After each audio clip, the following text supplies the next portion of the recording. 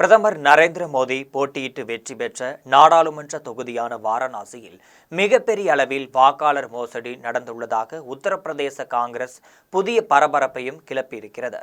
கடந்த தேர்தலில் வாரணாசி தொகுதியில் பிரதமர் மோடி போட்டியிட்டு வெற்றி பெற்றிருக்கிறார். தற்பொழுது வாரணாசி தொகுதியில் வாக்கு திருட்டு நடைபெற்றுள்ளதாக புதிய குற்றச்சாட்டு கிளம்பியிருக்கிறது.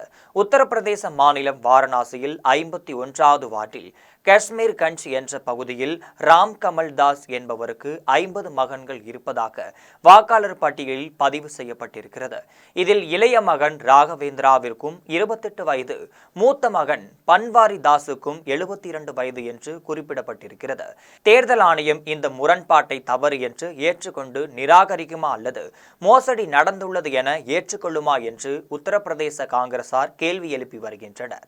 கடந்த 2023ஆம் ஆண்டு மாநகராட்சி தேர்தல் பட்டியலில் இருந்து எடுக்கப்பட்ட அந்த வாக்காளர் பட்டியலில் இந்த தகவல் கிடைத்ததாகவும் சொல்லப்படுகிறது. இது குறித்து அந்த முகவரிக்கு சென்று விசாரித்த போது அங்கு மிகப்பெரிய ஆச்சரியம் காத்திருந்தது. அது ஒரு இந்து மத கோவிலாகும். ராம் ஜானகி மடம் என்ற இந்து அமைப்பு அங்கு செயல்பட்டு வருகிறது. இது தொடர்பாக அந்த முகவரியில் விசாரித்த போது அந்த கோவிலின் மேலாளர் ராமபரத் சாஸ்திரி கூறும் பொழுது, இந்த மடம் குருகுலமாக செயல்பட்டு வருகிறது. எங்கள் ஆசிரமத்தில் உலக வாழ்க்கையை துறந்த சீடர்கள் வாழ்கின்றார்கள் என்றும் இங்கு துறவிகள் தான் இருக்கிறார்கள், வாக்காளர் யாரும் இல்லை என தெரிவித்திருக்கிறார். ஒரு முகவரியில் 50 பேர் வசிப்பதாக வாக்காளர் பட்டியல் திருத்தப்பட்டு இருப்பது தற்பொழுது அடுத்த கட்ட பரபரப்பையும் கிளப்பி இருக்கிறது.